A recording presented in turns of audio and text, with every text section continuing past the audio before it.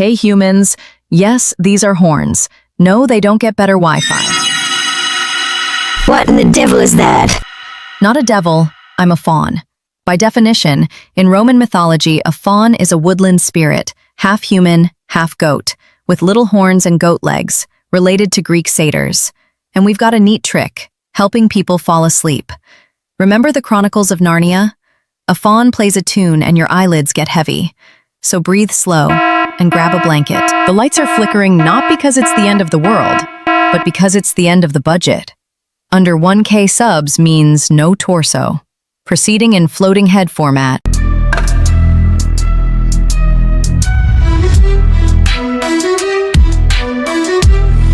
A flicker in the sky, brighter than 1,000 suns, ignites the horizon. In a single heartbeat, a city vanishes beneath a mushroom cloud. Boom! The shockwave shatters windows 100 miles away. Cars are tossed like toys. For those close to the blast, there's no time to scream. In an instant, midday has become brighter than the surface of the sun, then darker than the blackest night. But this is just the beginning. As firestorms engulf what remains, fierce winds howl, feeding the inferno. Towers of flame create their own weather, sucking in air and spitting it back out as smoke and soot climbing higher and higher. Imagine it. An entire metropolis burning like a giant bonfire. That thick, oily smoke doesn't stop at the clouds. It reaches the stratosphere, the upper atmosphere, where it will spread around the globe. The immediate horror of nuclear war is almost indescribable. But even that hellscape isn't the end of the story. For the survivors on the outskirts, those who managed to duck into basements or were lucky enough to be miles away, an even greater nightmare is about to unfold. Days after the bombs, the sun fails to rise. Dawn brings only a murky twilight. An eerie, smoky haze blankets the sky. At noon, it's as dim as dusk. The moon and stars might appear at odd hours, as if the heavens themselves are confused. Temperatures plunge drastically. 1 month after the war, the world is shivering through a sudden chill more brutal than the last ice age. Crops wither under cold and darkness, and global starvation looms. This is nuclear winter. Tonight, we're diving deep into one of the most terrifying scenarios ever conceived. Nuclear winter. The aftermath of an all-out nuclear war. This isn't science fiction or a doomsday movie plot. It's grounded in real science and history. Yet few people truly grasp what nuclear winter means for our planet and our survival. If you're listening late at night, you might be thinking, why confront such a dark topic now? Because understanding this threat is the first step in making sure it never becomes our reality. And because, in the darkness of night, sometimes we need to face our deepest fears to know why we must prevent them. So make yourself comfortable, maybe grab a blanket. Trust me, the story we're about to tell will make you appreciate its warmth. We're about to journey through the unthinkable. What nuclear war would do to Earth, how long the darkness would last, who might survive, and what life would look like under blackened skies. We'll also tackle the burning questions people have today. Would anyone survive a nuclear war? Are there countries that might be safe? How would we find food? How long would the cold and darkness last? And honestly, how real is the threat of this happening? Along the way, we'll separate fact from fiction and even explore a few surprising twists of science that give glimmers of hope in an otherwise bleak scenario. Stay with me, because by the end of this journey, you'll not only understand what nuclear winter is, you'll understand why it might be the single most important reason to prevent nuclear war. And perhaps, you'll feel empowered with knowledge that could help ensure this never happens. After all, the future has yet to be written. As we venture into this chilling hypothetical, ask yourself, what would you do if the sun went dark and the world turned cold? And what can we all do, right now, to ensure we never see such a day? Fire and fallout, the immediate horrors of nuclear war. A full-scale nuclear war would be an unfathomable catastrophe even before the climate effects take hold. To understand nuclear winter, we first need to grasp the immediate impact of nuclear weapons on cities and people. When a nuclear bomb explodes, it unleashes energy on a scale that dwarfs any conventional bomb. In a flash, temperatures at the center of the explosion reach tens of millions of degrees, creating a miniature sun on Earth. The blinding light and intense heat can cause third-degree burns dozens of miles away, igniting fires even at that distance. Near ground zero, everything, buildings, trees, and people, simply vaporizes or ignites. The blast wave follows, a wall of superheated air traveling faster than any hurricane wind. It crushes buildings like sandcastles, turning concrete and steel into projectiles. Those who momentarily survived the flash might be killed a second later by the shockwave or the flying debris it creates. In Hiroshima in 1945, a single atomic bomb, roughly 15 kilotons of TNT, leveled an entire city and killed an estimated 140,000 people by the end of that year. Today's nuclear weapons are often much more powerful, hundreds of kilotons, even up to several megatons. Imagine the destruction of Hiroshima multiplied many times over in an instant. And in a war, it wouldn't be just one bomb. It could be hundreds or even thousands. The immediate death toll from a large nuclear exchange is hard to calculate, but it would likely be measured in the hundreds of millions. Major cities and military targets across entire countries could be hit simultaneously. For example, a war between the United States and Russia, the two nations with the largest arsenals, would involve warheads aimed at every major population center and strategic site. Moscow, New York, Washington, Los Angeles, London, Paris, Beijing. All could be incinerated within the first hour of conflict. In India and Pakistan, if they exchanged nuclear strikes on each other's cities, tens of millions could die in days. This initial phase is almost unimaginably devastating. A rain of fire reducing modern civilization's greatest cities to ruins. But the bombs do not just kill with blast and fire. They also unleash intense radiation. In the seconds after a detonation, a pulse of neutron and gamma radiation spreads outward. People caught in the open could receive lethal radiation doses even if they're far enough to avoid being burned or blasted. And then comes the fallout. Nuclear explosions, especially those at or near ground level, suck up millions of tons of soil and debris, irradiating it and lofting it into the mushroom cloud. This material then falls back to Earth as radioactive ash and dust, contaminating areas far downwind. A gritty black rain fell on Hiroshima after the blast. Imagine that on a continental scale. Downwind of every target, anyone who survives must immediately seek shelter from the fallout. Without shelter, exposure to this radiation in the first hours and days can cause radiation sickness, nausea, bleeding, hair loss, and often death within weeks. During the Cold War, public service films told citizens to duck and cover under desks or to whitewash their windows to reflect the heat. Grimly, a desk or a basement might help if you're on the fringes of the blast zone, shielding you from some flying glass or heat. And staying indoors for a couple of days after an attack can protect you from the worst of the fallout, which loses intensity quickly over time. But in any city directly targeted, these precautions offer little protection. The reality is that anyone at ground zero has virtually no chance, and even those in the suburbs face a gauntlet of fire, collapsed buildings, and radiation. It's often said that in a nuclear war, the living would envy the dead. This haunting phrase reflects the idea that those who survive the initial blasts will face an agonizing aftermath. Why? Because the devastation doesn't end when the mushroom clouds fade. Survivors emerge into cities that are unrecognizable, fires raging everywhere, countless injured without hospitals to treat them, since hospitals are likely destroyed, and infrastructure in ruins.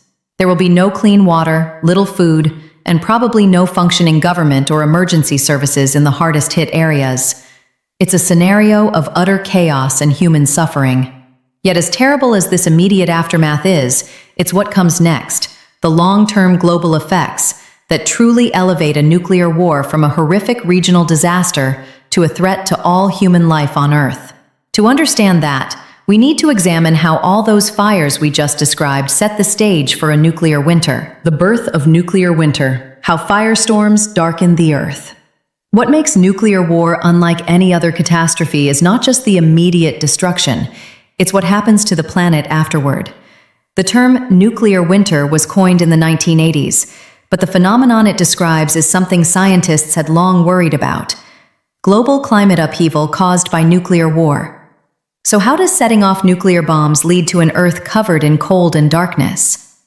The answer lies in the fires. When a nuclear weapon detonates in or above a city, the destruction triggers massive fires. Picture dozens of oil refineries, gas stations, and skyscrapers all erupting into flame at once. In Hiroshima and Nagasaki, those relatively small atomic bombs started intense firestorms. Fires so large and hot they created their own wind systems, sucking in oxygen and becoming tornadoes of fire. Now imagine a war with hundreds of larger bombs hitting many cities and industrial areas. The fires would merge into monstrous firestorms. A single city firestorm can be more intense than a hurricane. The heat makes air rise rapidly, pulling in more air at the base, generating ferocious winds that fan the flames even more. It's a self-feeding beast. In a full-scale nuclear war, it's expected that dozens of cities would be burning at the same time, each one generating a towering plume of smoke. This smoke is not like your typical campfire smoke.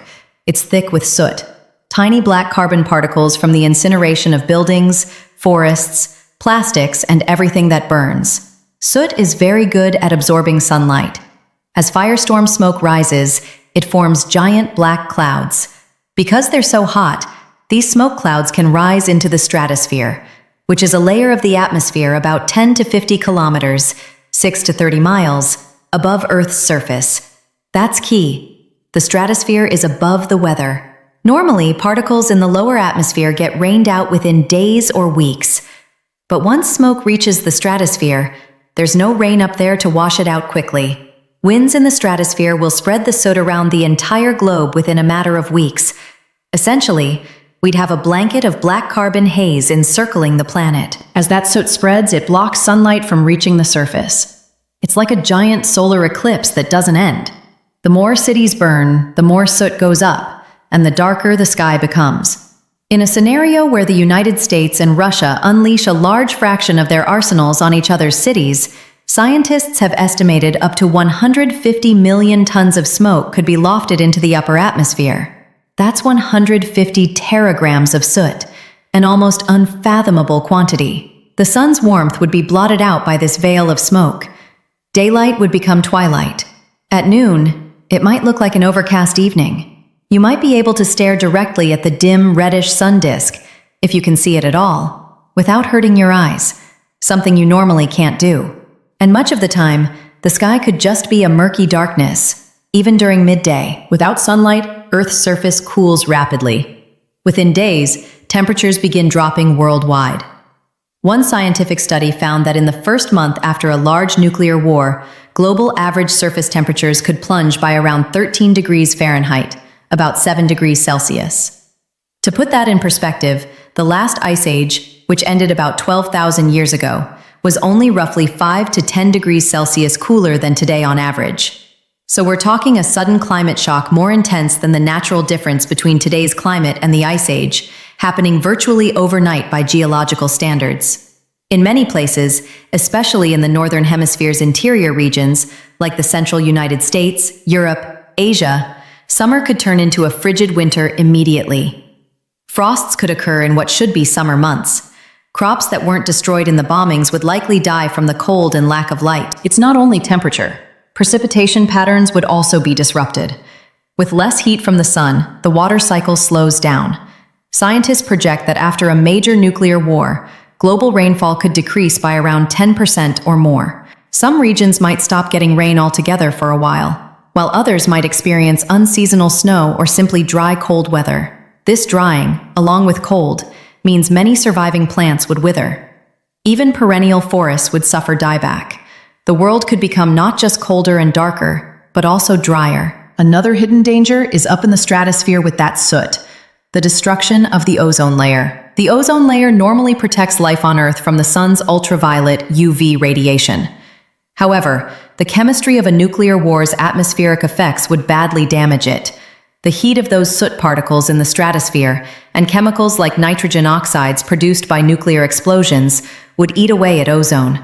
One study estimated that a nuclear war could reduce the ozone layer so much that years later, when the smoke finally starts to clear, intense UV light would bathe the surface. So ironically, after a period of darkness, survivors might face dangerous sun exposure, getting sunburned or blinded quickly because the ozone shield is thin. crops that somehow hang on would then get hit by increased UV, which can stunt plant growth and damage DNA. All these factors, the cold, the dark, the dry conditions, the increased UV, compose the grim phenomenon we call nuclear winter. The term winter is a bit misleading, only because it suggests a single season. In truth, if this scenario occurs, it's more like a nuclear night or a mini ice age lasting for years. The sun would not return to normal brightness for a long time. How long? We'll explore that soon, but it's on the order of years to decades for substantial recovery, and some effects potentially lingering for much longer. For now, imagine the world plunged into an unnatural winter, triggered in the span of days by our own weapons. Lessons from volcanoes, the year without a summer. The idea that smoke and ash can cool the planet isn't just theoretical. History offers a chilling analogy. In 1815, a massive volcano named Mount Tambora erupted in what is now Indonesia. It was one of the largest eruptions in recorded history. The following year, 1816, became known as the year without a summer. Tambora blasted so much ash and sulfur into the stratosphere that global temperatures dropped, and weather patterns went haywire. Snow fell in New England and Europe in June. Gloomy, cold rains fell throughout Europe. Crops failed around the world, leading to famine in many regions. People in Europe and North America, unaware of the distant volcano, wrote about the mysterious, cold, dark summer that caused food shortages and hardship. This was from a volcano, a force of nature. Now compare that to nuclear war. The soot from burning cities could dwarf what Tambora put out. In fact, the climate disruption from even a small nuclear war is expected to be severe. And a full-scale war? It could be like multiple Tamboras erupting all at once. We have evidence from other volcanic events too, like Krakatoa in 1883 or the eruption of Mount Pinatubo in 1991, that injecting particles high into the atmosphere cools the Earth. Pinatubo, for instance, caused about a 0.5 degrees Celsius drop in global temperature for a year or two, and that was a relatively short-lived effect because volcanic particles, sulfates, settle or wash out faster than soot. The black carbon soot from nuclear fires would linger longer and have a stronger sunlight-blocking effect. So the year without a summer gives us a taste of what a nuclear winter might be like, but a nuclear winter would be far more extreme and longer-lasting. Recognizing this parallel is part of what inspired scientists to take nuclear winter seriously. If nature can do it with a single volcano, what could we unwittingly do with hundreds of firestorms? The freeze and the famine, collapse of food supplies. If the climate changes described above were to happen, the consequences for life, especially human life, would be dire. Modern civilization depends on agriculture. We grow crops on predictable schedules in spring and summer and harvest in the fall. We rely on relatively stable weather patterns and a decent amount of sunlight and rainfall. Nuclear winter would throw all of that into chaos. With drastically lower temperatures, shorter growing seasons, or effectively none at all in many areas, and little sunlight, most crops would fail outright. Let's imagine the timeline. Suppose a nuclear war happens in the spring or summer. Within days, darkness falls and temperatures start to drop. Many crops like wheat, corn, and rice are either in the ground or just planted. They need sunlight and warmth to grow. Instead, they get cold and gloom. In large swaths of the world, that year's harvest would be lost. Even regions not directly involved in the war would suffer this nuclear drought and cold. In the following weeks and months, as the smoke persists, it wouldn't matter much whether you were in a country that was at war or neutral. The climate impacts spread globally. Canada's prairies, Ukraine's breadbasket, the rice paddies of China and Southeast Asia, the corn belts of America. Virtually all major agricultural zones would see steep declines in production. How bad could it get? Scientific studies have tried to quantify the drop in food production. Recent research led by climate scientists looked at various war scenarios. In even the smallest scenario they modeled, a so-called limited nuclear war between two smaller nuclear powers, for example, India and Pakistan. Global average crop calories available could drop by about 7% in the first 5 years. A 7% decline might not sound catastrophic, but consider that this would be a global average, and it would hit some countries much harder than others. Also, the largest historical drop in food production we've ever recorded in modern times was smaller than that. It would be a bigger shock to the global food system than any drought or disaster in living memory. And that's the small war scenario. In a full-scale nuclear war between superpowers like the US and Russia, the models predict apocalypse for food supplies. Global average caloric production was projected to plummet by around 90% within 3 to 4 years after the war. Think about that. 90% less food. Essentially, farming would almost grind to a halt in most of the world.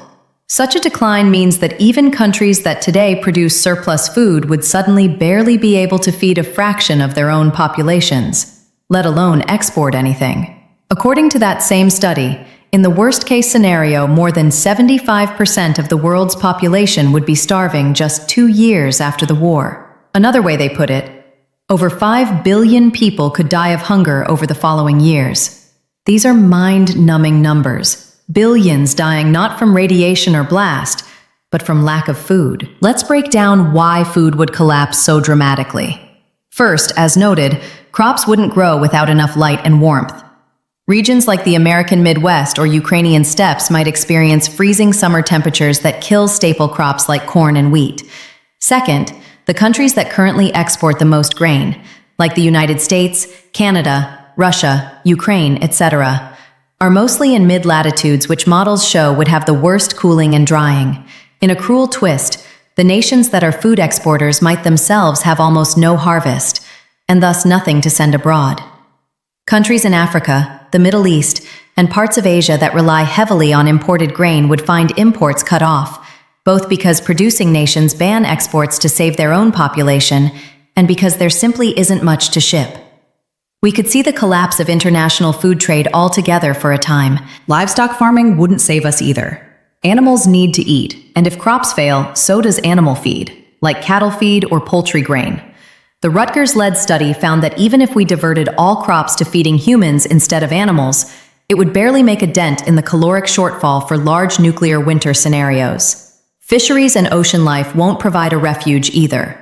Remember how cold the oceans get and how sea ice expands in nuclear winter conditions? The LSU study pointed out that marine algae, the base of the ocean food chain, would die off from the reduced sunlight and colder water. This would likely trigger a collapse of commercial fishing and aquaculture, so we can't count on fish to fill the gap. The famine in the ocean means a famine for people too. Within a few months to a year of a large nuclear war, the world's food reserves would be largely consumed. In our current world, we usually have only a few months of grain stocks globally at any given time. In a crisis where new production is minimal, those stockpiles would disappear fast. And unlike during a local drought or disaster, there'd be no unaffected countries to rush in with aid. Everyone would be in the same predicament. Food would become the most precious commodity on Earth. Starvation on a massive scale would set in. It's hard to overstate what this means. Famine on a scale never recorded in human history, affecting virtually every nation. Of course, starvation would not likely be a quiet, passive ordeal. History tells us that famines often bring social unrest, conflict, and disease. Hungry people become desperate. Governments might fall. Conflicts could erupt over remaining food supplies. If you think today's political tensions are high, imagine what they'd be like when 3/4 of the population is starving. There's a term some experts use: nuclear famine, capturing that beyond the bombs, hunger might be the biggest killer.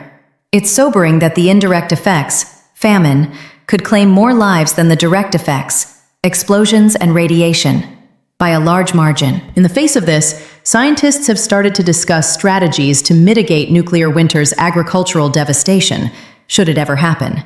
One idea is preparing agricultural resilience kits, basically seed stockpiles of crops that can grow in colder, darker conditions. The thinking is that some hardy plants like certain strains of wheat, rye, or cold-resistant vegetables might still produce some food in suboptimal conditions, especially if daylight returns in partial measure after the first year. Researchers at Penn State even suggested fast-growing, frost-tolerant crop varieties could help boost production by a small percentage if planted in time. However, these adaptations could at best make a small dent in the problem. One study suggested maybe a 10% improvement over doing nothing. When you're facing an 80 to 90% collapse, a 10% gain is better than zero. but it wouldn't prevent widespread famine, and practically speaking, implementing such a plan globally amid chaos would be incredibly challenging.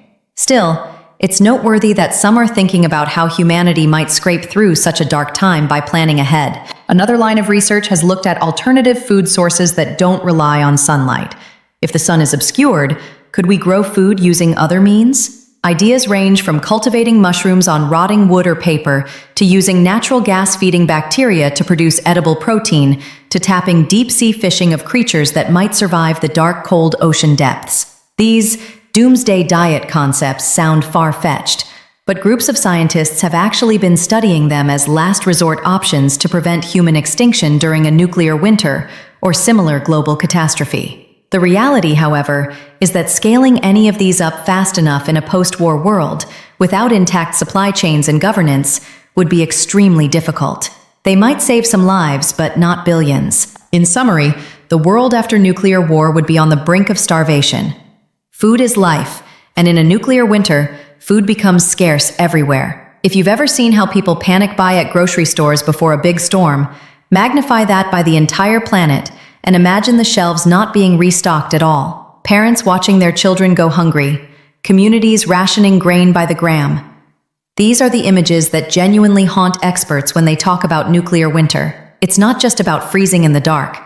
It's about the slow, widespread starvation that would follow. This specter of famine is perhaps the clearest answer to the question, why would a nuclear war put the whole world at risk?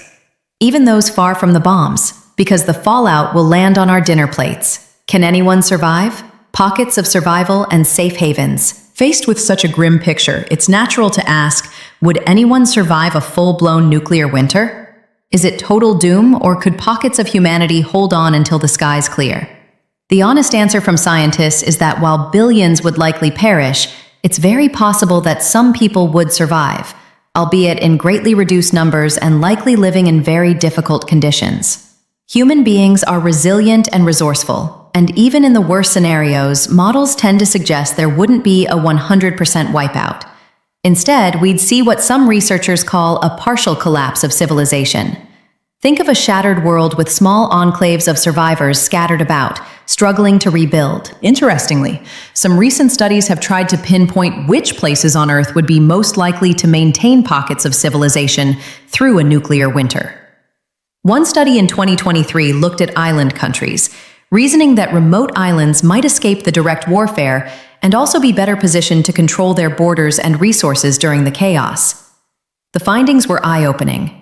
Australia and New Zealand came out on top as the places best suited to survive a nuclear apocalypse. Why these two? Several reasons. Australia produces a massive food surplus relative to its population. Huge wheat fields and livestock herds mean it normally exports far more food than it consumes. One quote from the study put it bluntly, "Australia's food supply buffer is gigantic, with potential to feed many tens of millions of extra people." In a nuclear winter, Australia's major advantage would be this domestic food supply.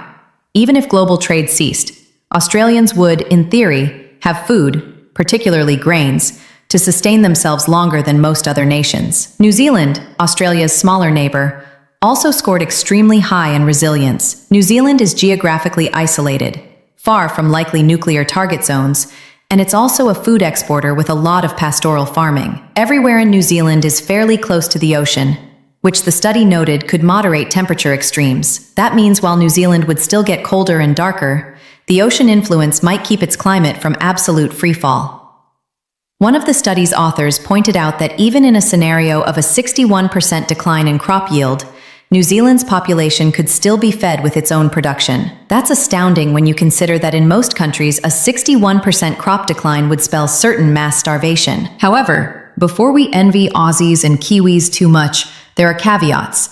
Australia, for one, has close military ties to the United States and the United Kingdom. In a large war, say US versus Russia, Australia could be considered an ally of the US and potentially a target. Perhaps not the highest priority target, but not entirely off limits either. It hosts some US military communications facilities, for example, which might be struck. So Australia's luck might not hold if bombs start flying.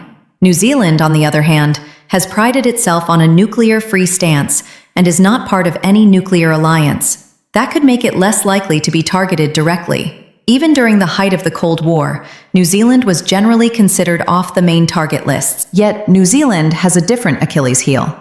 Like most modern countries, it relies on imports for many critical supplies. A scholar involved in the study warned of false security in New Zealand's case. Yes, they have lots of food and a cohesive society, but New Zealand no longer has any domestic oil refineries and depends on imported fuel. Tractors, fishing boats, and food processing facilities all need diesel or electricity. If global trade is shut down, how do you get fuel or spare parts? Their agricultural might could be crippled by lack of fertilizer, pesticides, or machinery parts, most of which are imported. So even a safe haven nation might see its society unravel slowly as stocks of vital goods run out. Social cohesion could break down if, say, fuel for farm equipment became scarce and farming outputs dropped further. The study basically says Australia and New Zealand have the best odds, but even they would face enormous challenges and could still descend into collapse if not well prepared. Other places that ranked relatively well in that analysis included Iceland and some other remote island nations like the Solomon Islands and Vanuatu in the Pacific. Iceland is interesting. Small population, quite self-sufficient in energy, thanks to geothermal and hydroelectric power, and also far north but maritime, so might not get as cold as continental interiors. It also has a lot of fish. But again, Iceland imports many things and can't feed its people on fish alone if global agriculture fails. Still, these island nations stand out in that they might avoid the worst of fallout and have enough local resources to avoid immediate die-off. What about places that definitely wouldn't do well? Unfortunately, the areas likely to be hardest hit by nuclear winter are those in the mid to high latitudes of the Northern Hemisphere. That's most of North America, Europe, and Asia, precisely where most nuclear weapons would hit, and also where the climate effects would be harshest. Major countries like the US, Russia, China, and most of Europe would face not only direct devastation from bombing, but also some of the biggest temperature drops and food crises.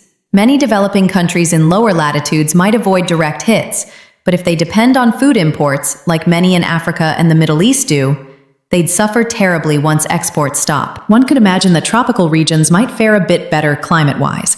They might not freeze, at least, but they wouldn't be untouched.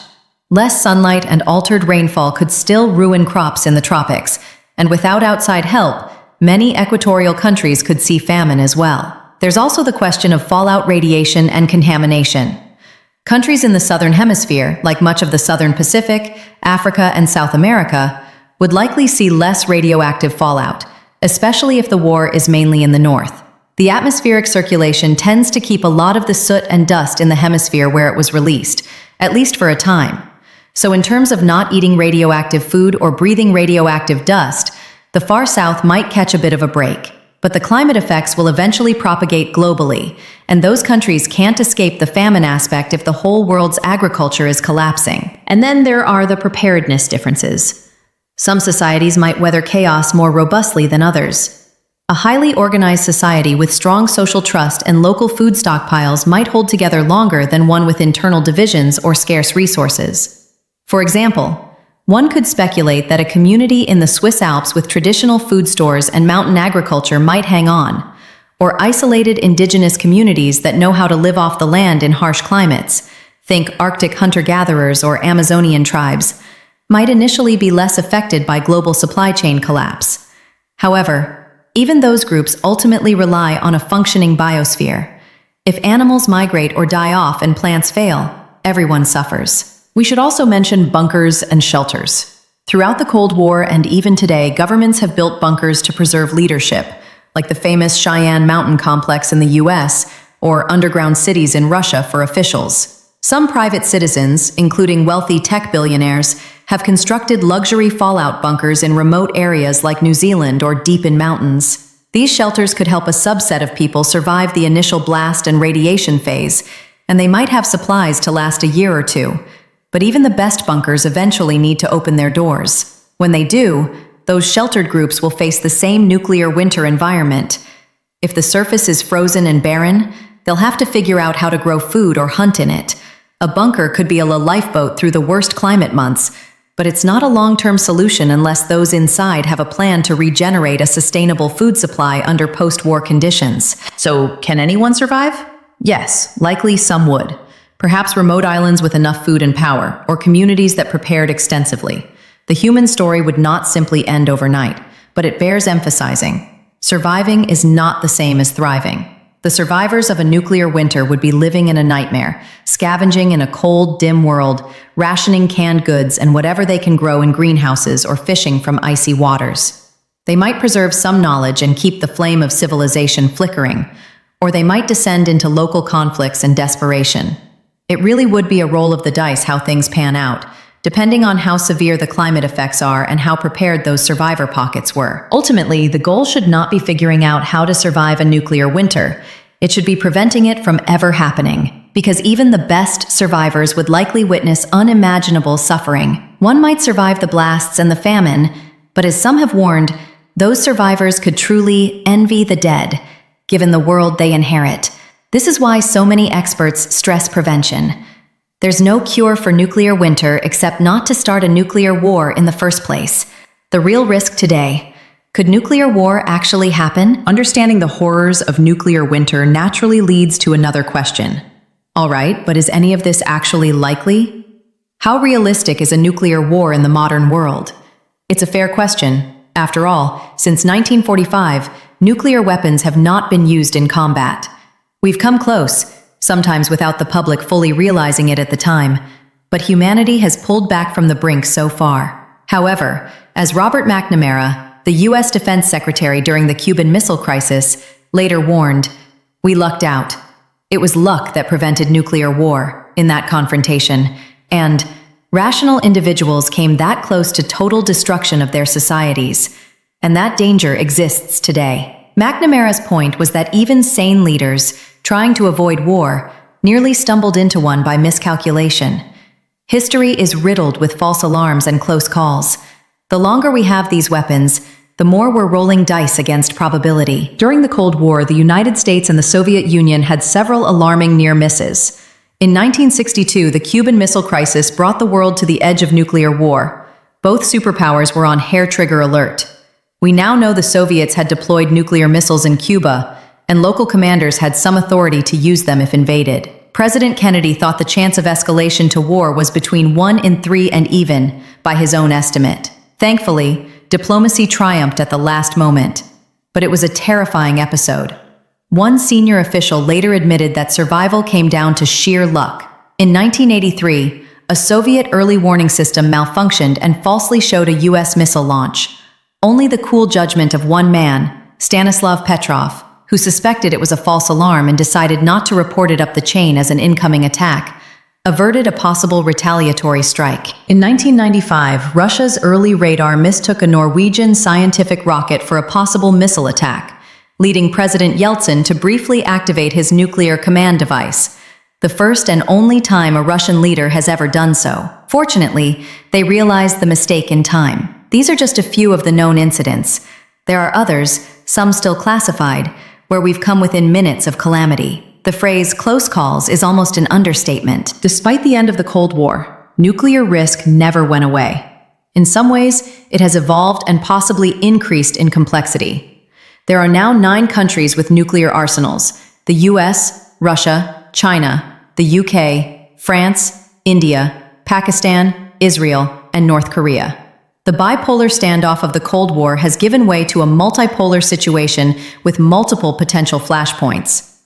India and Pakistan, for example, have fought wars before and continue to have a volatile border dispute over Kashmir. Both have nuclear weapons and relatively less sophisticated early warning systems, raising fears that a conflict there could escalate quickly. North Korea has developed nuclear missiles and often trades threats with the US and South Korea. A crisis on the Korean peninsula could conceivably lead to nuclear use if things spiraled out of control. Then there's the renewed tension between the West and Russia over conflicts like Ukraine. In 2022 and 2023, Russia's invasion of Ukraine brought the threat of nuclear warfare back to the forefront of public consciousness. Russian officials issued thinly veiled nuclear threats, and while many analysts believe these were intended as bluster to deter Western intervention, The fact remains that a war is raging in a nuclear-armed country, and there's always a chance of miscalculation or escalation. The longer such conflicts go on, the more opportunities for something to go wrong. The global security environment has been deteriorating in recent years. The arms control agreements that helped reduce nuclear dangers are unraveling. The US and Russia had been bound by treaties like the INF, Intermediate Range Nuclear Forces Treaty, and the New START Treaty. But the INF Treaty collapsed in 2019 amid mutual accusations of violations. And New START, the last major treaty limiting US and Russian nukes, is set to expire in 2026 with no clear replacement in sight. In fact, Russia suspended its participation in New START in 2023. Meanwhile, both nations are investing in modernizing their nuclear forces, developing new kinds of weapons, like hypersonic missiles and even nuclear-armed torpedoes. Other nuclear powers like China and India are also expanding or upgrading their arsenals. The Bulletin of the Atomic Scientists, which maintains the famous doomsday clock, cited these trends when it set the clock to 90 seconds to midnight in 2023, the closest it has ever been to apocalypse. As of 2025, they nudged it even closer, to 89 seconds to midnight. The bulletin specifically pointed to the war in Ukraine, and the risk of it going nuclear by accident or escalation, the breakdown of arms control dialogue, and the modernization of arsenals as reasons for this dire assessment. Another worrying development is that nuclear weapons are becoming part of the conversation in more countries. Historically, the Non-Proliferation Treaty, NPT, since 1970, has limited the spread of nuclear weapons, and only 9 states have them. But security experts note that if nuclear dangers grow, other nations might feel compelled to acquire their own nukes. There have been debates in countries like South Korea or even Japan about whether they should consider nuclear armament given threats from neighbors. Such moves would further increase the complexity and risk of an eventual use. The more fingers on nuclear triggers, the higher the chance one day something goes wrong. One might wonder, given that any nuclear attack invites retaliation and mutual destruction, wouldn't all leaders just refrain? Indeed, during the Cold War, the concept of mutually assured destruction, MAD, did prevent the superpowers from deliberately launching at each other. The knowledge that, if I strike, I doom myself too, was a powerful break. And yet, we came close through errors and misjudgments as we discussed. Deterrence works, until it doesn't. All it might take is one false alarm or one irrational decision in a crisis. Human history is full of wars that nobody truly wanted, sparked by miscalculations and accidents. With nuclear weapons, we might not get a second chance if we stumble. It's also crucial to acknowledge the psychological dimension.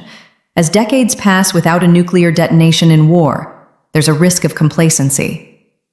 New generations of military and political leaders have not personally experienced the horror of even conventional great power war, let alone nuclear. Some might falsely believe a limited nuclear war is controllable, or that using a few tactical nukes could be an option that doesn't lead to Armageddon. But as we saw earlier, even a so-called limited regional nuclear war can cause global catastrophe. The system is primed for escalation.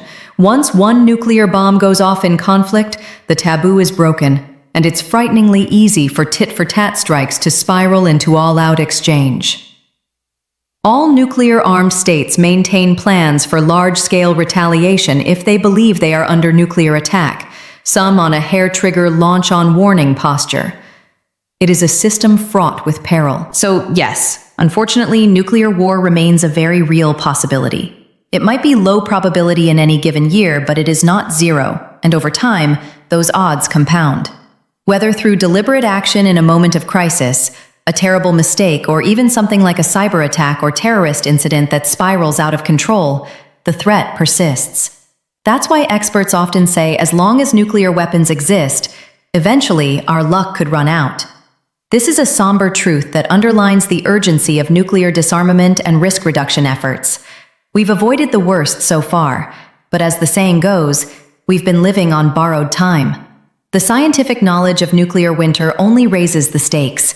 It's not just a few cities or countries at risk, but all of human civilization. The silver lining, if any, is that precisely because the threat is so catastrophic, many have been motivated to prevent it. Since the Cold War, movements to reduce and eliminate nuclear weapons have made some headway. Global arsenals have been cut significantly from their peak in the 1980s. There used to be over 60,000 warheads combined. Now about 13,000 remain worldwide. The Treaty on the Prohibition of Nuclear Weapons was adopted at the UN in 2017 by a large majority of countries, aiming to ban nukes outright, though none of the nuclear powers have joined that treaty, so its effect is currently more moral than practical. Still, there is a widespread recognition that a nuclear war cannot be won and must never be fought. In the words of Ronald Reagan, even leaders of nuclear states often pay lip service to that idea, as it's undeniable once you grasp the consequences. The challenge is turning that understanding into concrete actions that reduce arsenals and tensions. As of tonight, the doomsday clock's hand inches ever closer to midnight, a stark reminder that the danger isn't abstract or gone. It's here and now, and it will be here until we either eliminate these weapons or tragically use them. Our task as a global community is to ensure the former path is taken. The realism of the threat is exactly why we should never shrug it off. Those who have studied nuclear winter aren't doing it to be pessimists. They're doing it to shine a light on just how high the stakes are, so that humanity can take steps to pull back from the brink. Knowledge of the darkness that would follow a nuclear war can itself be a light, guiding leaders and citizens alike toward choices that make such a war less likely. Conclusion.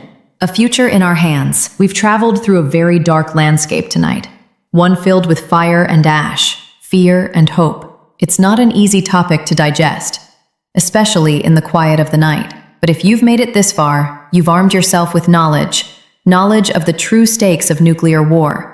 And with that comes a kind of power and responsibility. The promise I can offer you is this. Understanding nuclear winter isn't meant to paralyze you with dread.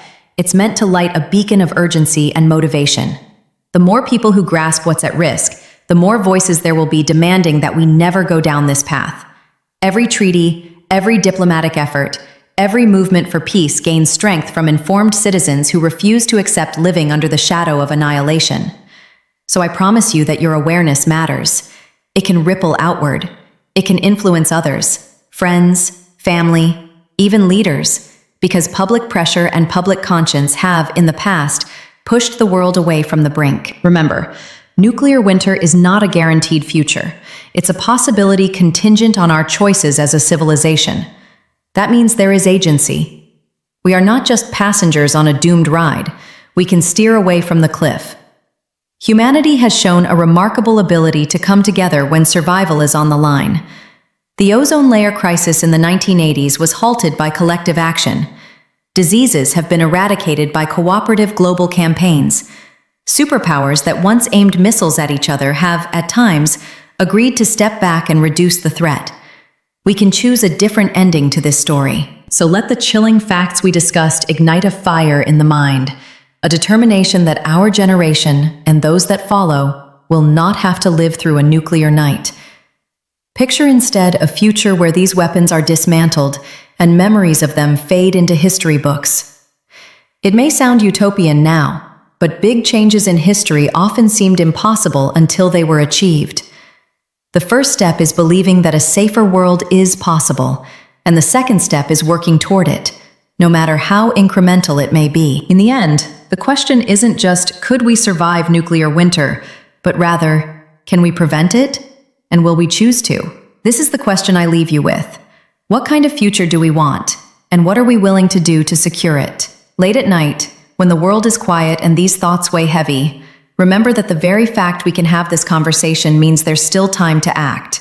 The nightmare of nuclear winter is a creation of human hands, and so is its prevention.